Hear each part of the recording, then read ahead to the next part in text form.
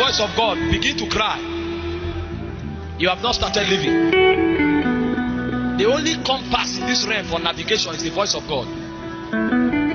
Imagine how much trial and error you have committed to yourself.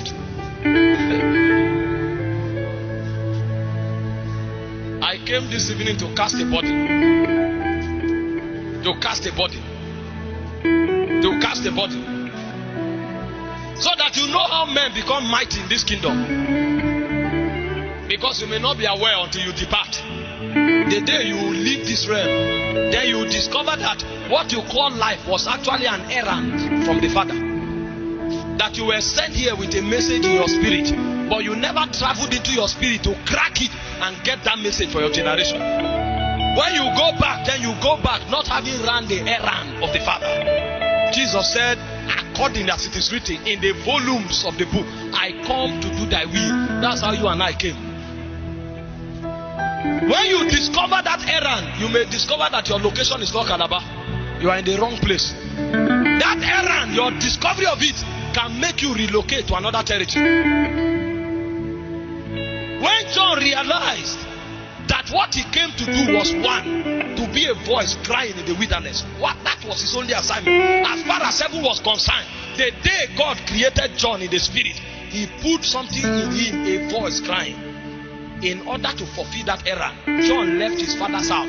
The Bible said he was in the wilderness until the day of his showing forth, because his location is where? In the wilderness. He was born into a family of a priest because of the dislocation that have taken place in the earth realm. But when he began to discern heaven, he knew that his place of residence was not in the priest's house. So he went into the wilderness by himself until the day of his showing forth. Luke chapter 1 verse 18. And when John came out from the wilderness, he had discovered his assignment. They came to him, they say, who are you? He didn't say, I am John. I am the voice of the one crying in the wilderness. Make a way for the Lord. That's a man who is alive.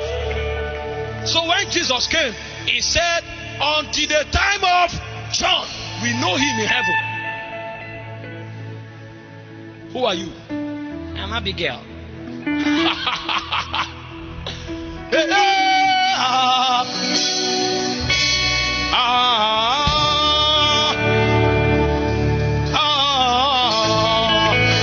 If 10 of you discover your ordination, this campus will be set on fire. The reason we have many fellowship and many apostles, nothing is happening, is because people have not known the errand they came to run.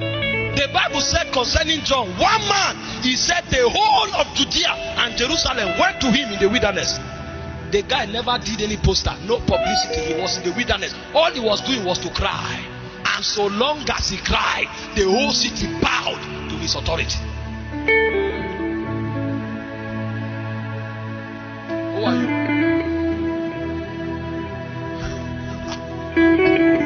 The whispers of Zion. The secret of relevance in this realm is the intelligence of spiritual interaction. It is the spirit you commune with that will determine how far you will go. Because relevance in time begins in the spirit. Ask anybody that is making it, he will tell you. People don't become mighty by coincidence. Men are mighty because they are witnesses of different spirits in the realm of God. A man who does not understand the intelligence of spiritual fraternity can never be relevant. People will look at you and call you a prophet from age 10. They will call you prophet until you become 60 years. Your gray hair will tell you that you have been deceived.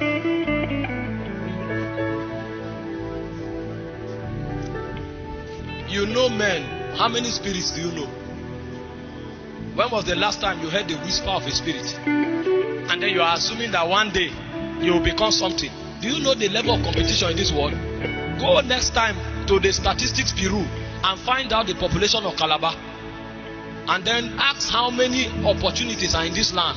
You will discover if it is by luck and chance, you may be 100 years old before your turn comes.